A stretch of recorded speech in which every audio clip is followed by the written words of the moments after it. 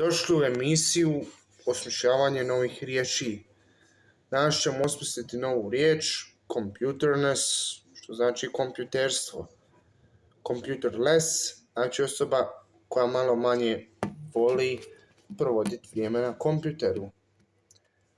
A jedna stvar, churchless, osoba koja malo manje voliti ići u crkvu. A churchness je crkstvo, tako da u tome je stvar, crkstvo.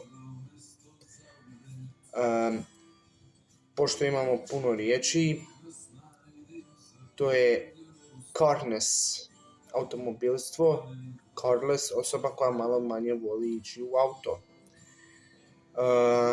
Truckless, ona je osoba koja voli malo manje kamion. Truckness je kamionstvo.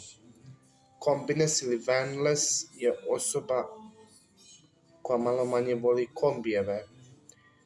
A kombiness je kombistvo.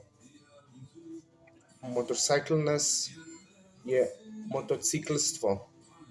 A motorcycleless je osoba koja malo manje voli ići na motor.